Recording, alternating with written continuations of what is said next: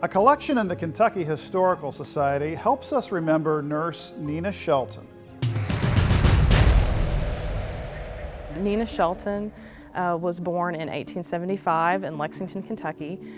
She decides to become a nurse and she graduates nursing school in Missouri, and she joins the Army Nurse Corps in 1910. Women had served in conflicts like the American Civil War as well as the Spanish-American War through organizations like the Red Cross, but the Army Nurse Corps is really the first move to sort of formally integrate them in the U.S. Army. They were not considered enlisted or conscripted personnel, and so they didn't have some of the same structure or rank privileges that their male counterparts would have had in the Army. So after she enlists in 1910, she briefly serves in some other locations such as the Philippines, and then she actually requests a discharge, an honorable discharge in 1916, but this doesn't last long because the United States enters into the First World War in 1917, and so she again joins the ANC and is pretty quickly shipped overseas to serve in France.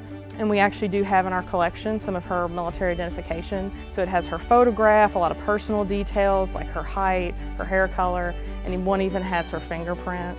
She received a Victory Medal from World War I. It's a bronze medal, we have it in our collection, and it has a pin backing and a France clasp on the front. She was awarded in 1923 the Distinguished Service Medal along with 4 other nurses by General John J. Pershing.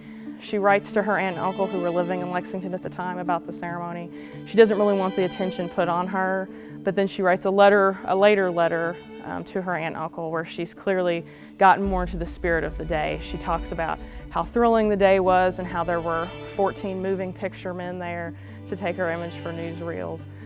She continues a very long career. She received more accolades. She was invited to the White House numerous times, including to the inauguration of FDR, and we have that invitation in our collection as well. And then she's promoted to the rank of captain in 1935, and after 27 years of service, she started dealing with some health issues, so she decided to put in for retirement. I think one of the really interesting aspects that I would point out to researchers would be if someone who is interested in seeing kind of the challenges women faced in the early years of the Army Nurse Corps.